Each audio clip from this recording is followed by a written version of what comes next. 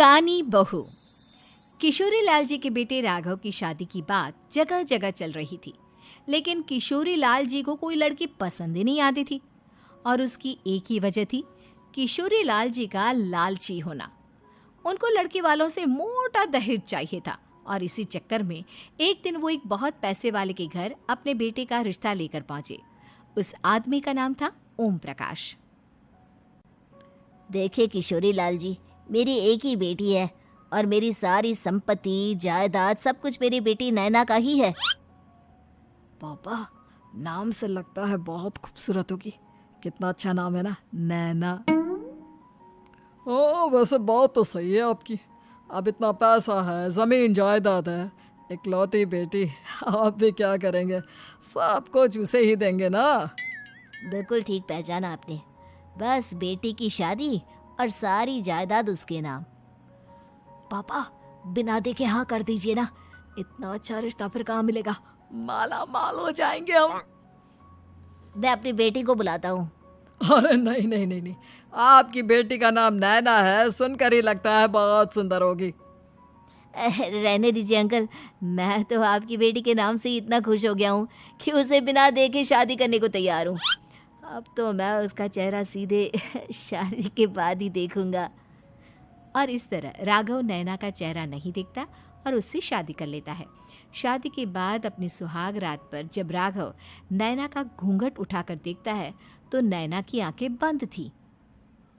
कितने खूबसूरत हो तुम नैना, जरा अपनी आंखें खोलकर मेरी तरफ देखो तो सही। नहीं, मुझे शर्म आती है। अरे, मैंने तुम्हें शादी से पहले भी नहीं देखा, और अब अगर तुम आंखें खोलकर मुझे देखोगे भी नहीं तो मुझे अच्छा कैसे लगेगा? इससे पहले कि नैना अपनी आंखें खोलकर राघव की तरफ देखती, अचानक से लाइट चली गई और राघव नैना को पूरी तरह से देख भी नहीं पाया। अगली सुबह नैना राघव के लिए नाश्ता बनाकर लेकर आई। अरे ये क्या, आधा पराठा सेका हुआ है और आधा बिल्कुल कच्चा। ये तुमने क्या किया नैना? बहू, तुमने क्या आधा पराठा तवे से नीचे लटका कर रखा था, जो आधा सिका है और आधा कच्चा?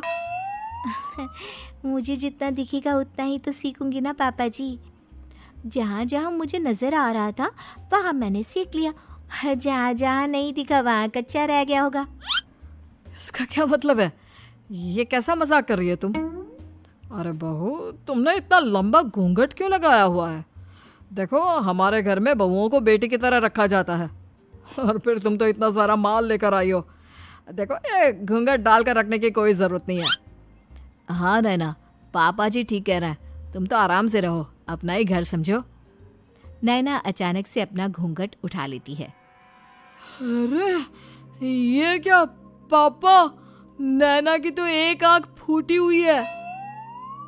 नाम से नैना, लेकिन ये तो कानी बहू निकली। मेरे साथ धोखा हुआ है, धोखा। बिना दिखाए अपनी कानी लड़की मेरे संग ब्याह दी। मुझे कानी भी नहीं चाहिए।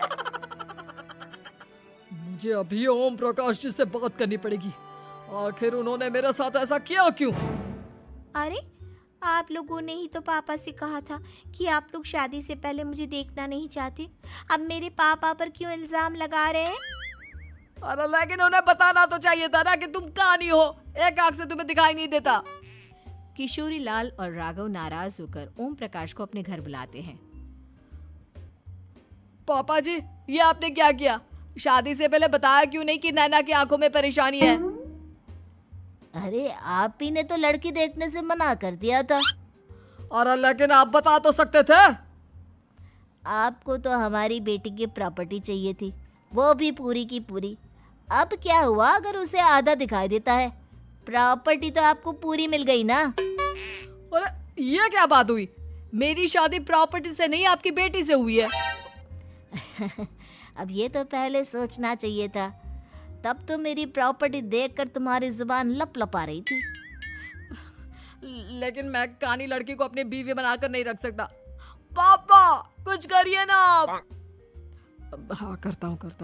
देखिए ओम प्रकाश जी, आप हमारे साथ ऐसा नहीं कर सकते। और तुम देखो, अगर तुमने मेरी बेटी से शादी तोड़ी ना, तो जो भी प्रॉपर्टी मैंने तुम्हें दी है वो तो पूरी की पूरी वापस ले ही लूँगा, और आधी प्रॉपर्टी तुम्हारी भी लूँगा। अरे मेरी आधी प्रॉपर्टी भला क्यों लेंगे आप? इसलिए क्योंकि मेरी बेटी को आधा नज़र आता है और उसकी नज़र अभी तक तुम्हारी आधी जायदाद पर ही पड़ी है। अब तुम उसे घर से निकालोगे तो कुछ तो लेकर जाएगी ना। और अगर हम आपकी बेटी को अपने घर की बहू बना कर रखे तो? तो तुम्हारी पूरी प्रॉपर्टी तुम्हारी ही रहेगी, और जो मैंने तुम्हें दिया है ना, उसमें से बस मैं आधा लेकर जाऊंगा। अरे लेकिन अब आप अपनी दी हुई प्रॉपर्टी में से आधी वापस क्यों लेकर जाएंगे? अगर मैं आपकी बेटी को अपनी पत्नी बनाकर रखने को तैयार हूं तो? इसलिए ताकि भविष्य में अगर तुम मेरी बेटी को धोखा दो तो उसके पास कुछ तो रहे जो पति का हो। वैसे मेरे पास तो बहुत कुछ है, लेकिन अपने पति की कोई निशानी तो उसके पास होनी चाहिए ना। अब अगर तुमने मेरी बेटी को कानी कहा तो तुम्हें प्रॉपर्टी भी कानी ही मिलेगी, पूरी नहीं। जमाए राजा। किशोरी लाल और राघव समझ चुके थे कि वो बुरी तरह फंस चुके हैं और अब उनके पास वहां से निकलने का कोई चारा नहीं है।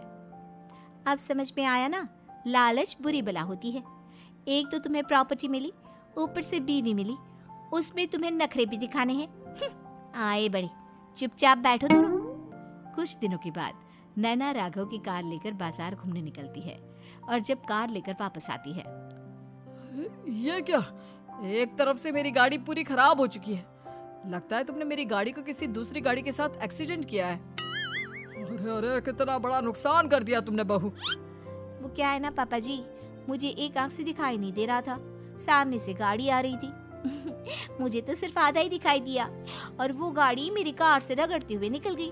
अब मैं क्या करूं बताओ? आप इसे ठीक कराने के पैसे कौन देगा? तुम्हारे पापा। तुमने मुझसे इस तरह से बात की? अभी रुको। नैना राघव की शिकायत ओम प्रकाश को कर देती है।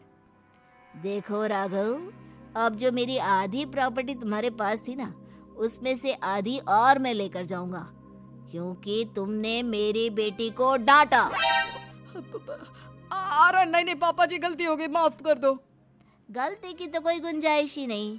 अगली बार मेरी बेटी को डांटा तो बची हुई आधी में से आधी और ले जाऊंगा। लालच के चक्कर में हम दोनों ने बहुत बड़ी गलती कर दी बेटा। एक तो तुम्हें कानी बहू मिली और ऊपर से जो माल मिला वो भी काना। इस तरह राघव की हर एक गलती पर ओम प्रकाश उसकी प्रॉपर्टी का आधा आधा हिस्सा लेकर अपना सारा माल वापस ले गया और राघव को कानी बीवी से काम चलाना पड़ा। भाई लालच वाकई में बुरी बला है।